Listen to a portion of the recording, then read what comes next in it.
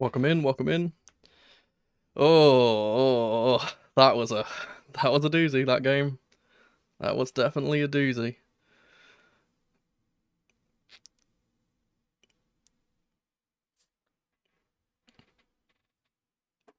So I'm just trying to get my chat up, one sec. There we go. Okay. Oh, definitely got a lot to talk about in this one. You guys ready for the intro? Let's go. Lads, lasses, and the rest of the masses, welcome back to the channel. I'm Mono from Mono CFC, and this is GBU Live. Oh, okay. Well, I don't want this to be too dragged out. I'm going to try and make this as quick and painless as possible, because that was such a disappointing game. I do actually have some good things to say about this game, which is kind of surprising, but you guys know me, I usually like to start these off with a positive and end on a positive. We ain't ending on a positive today. That's not happening. I will quickly go through. I'm going to be doing my usual 6 things in this. I usually do a little bit more if there's good things to talk about, but there isn't that many good things to talk about. The first one that I will be putting in here is surprisingly Raheem Sterling, who had a player of the match performance in that first half. Admittedly, everything that went well for us in the game went in the first half. I'm not going to talk too much about the refereeing decisions because we did get screwed over a few times, but it is what it is. We've kind of come to be accustomed to that now as a Chelsea football club. We always get screwed over by the refs. But yeah, Sterling, I think we got to give him credit where credit's due. I think he was very, very good in that first half, and pretty much everything that we did well in that first half came from Sterling. But the second thing I want to put in here, and I'm gonna do this very quickly. The second person I'm putting in here is Carney Chukwuemeka, because he's the one who scored our goal, and he did very, very well in scoring that goal. Credit does go to Chilwell and Jackson in their efforts to make this goal happen. But yeah, Carney obviously scoring the goal, he's gonna get in the green box. That's how it is. Unfortunately, he did get injured at the end of the first half, which is one of the things I want to actually put into this box. I don't have anything for the injury, so I'm just going to put him like here. This side is for his injury. Because that's just not a thing we want to see, and ever since he got injured, we just didn't pick up again. It felt like that injury kind of really slowed us down. I don't think that it really suited us, because Carney obviously being more of a central player, he fit that role. When Mudryk came on, he didn't really fit that central role at all. Obviously, we changed eventually to him out on the left, and he was a little bit better, but still kind of, let's not really talk about that. For the first thing in the bad box, like the first full thing in the bad box, and this, you might get kind of annoyed at me putting this, I'm going to put in Moise Caicedo. And I don't think this is through any fault of his own, but he was clearly not ready to play. He was clearly not ready to play, and this is on Poch. Poch should not have put him in. He looked off the pace completely. He didn't look his electric self. He made so many mistakes in this game, and obviously he gave away the penalty right at the end. Which, let's not talk about penalties, considering our penalty that Enzo missed. In fact, actually, you know what? I'm putting Enzo in here as well. Enzo can go in here. He could be small, because I think he had a very good game, but that penalty miss is just atrocious. He should not be missing a penalty. Jackson should be on our penalties. There's no way that our striker should not be on the penalties.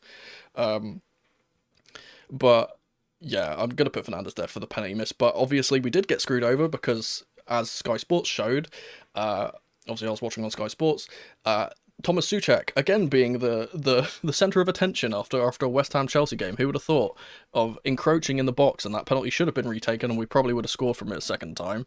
And if that goes in, then the game gets levelled up, and we don't lose this game. I genuinely feel that. I feel like because we let West Ham get into the game, that's how we lost this, because we played straight into their hands.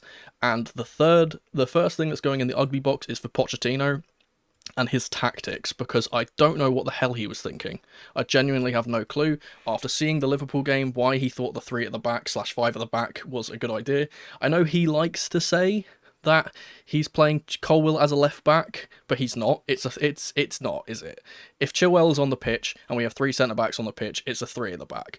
I'm not gonna take that excuse of, oh, Colwill's playing left back, but no, he's not, and Chilwell's playing as a winger. Even if that is the right excuse, right? If Chilwell is playing as a winger, why? We have wingers at the club. Why is Chilwell playing as a winger?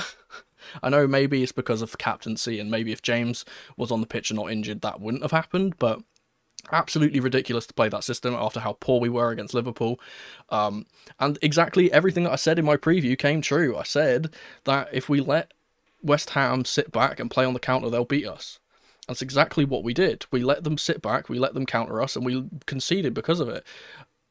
Obviously, I'll go more in depth in the tactical nuances and kind of why these things happened in my tactical breakdown that I'll do later on next week. I'm going to try and put that one out a little bit earlier than I did last time. I had some personal things that I'm not going to really mention, but I couldn't really get it out any earlier than Thursday last week. I'll try and get that out by Tuesday or Wednesday. But yeah, we played straight into West Ham's game plan. That's what they did against Bournemouth. It's what they did against us. Is they sat back, they absorbed all the pressure because they can do that. And we also, again, it's almost like I'm an oracle, because I said, don't play high balls into the box against West Ham. They're just going to clear it. They've got Zuma and Souček in the middle. And it's just, I don't get why we didn't put the ball on the floor or play cutbacks. We had one opportunity. We had one cutback. We had one cutback that entire game, and it came to Mudryk, and he slipped over. And you know what, actually, I didn't want to do this because he only made a short cameo. I'm putting Mudryk in here. I think he's really let us down.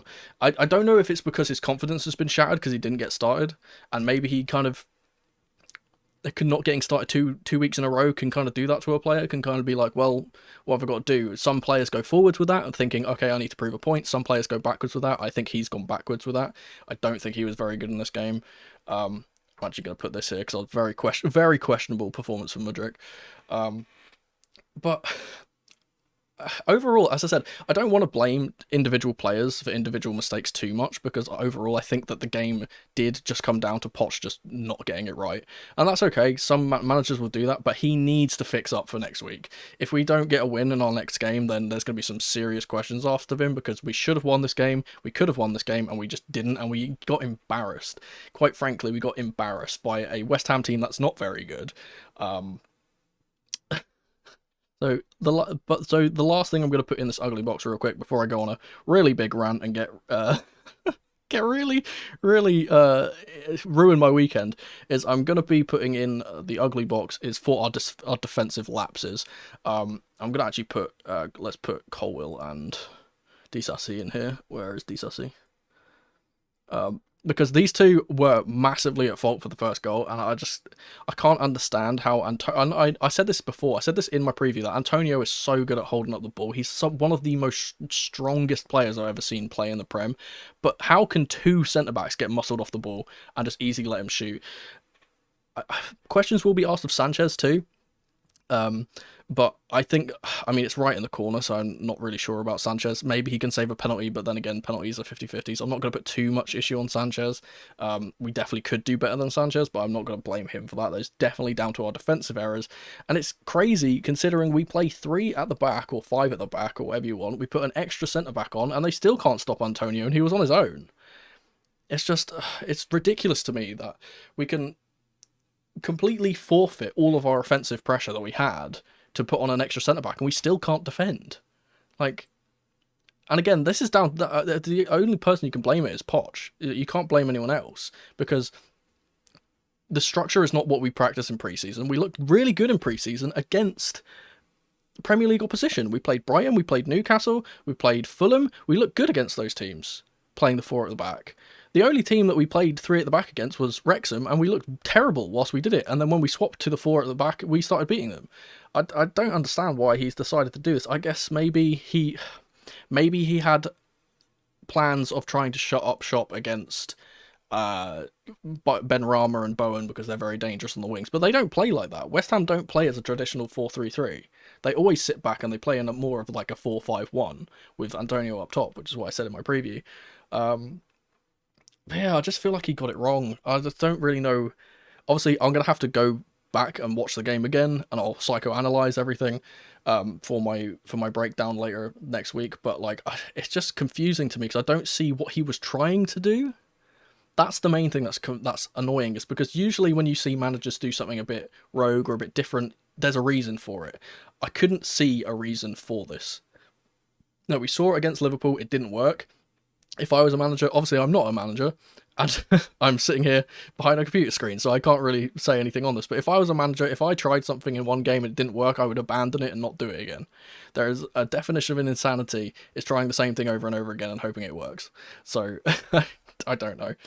But yeah, I don't want to go too much into a rant here, because I do like to keep this channel as positive as possible.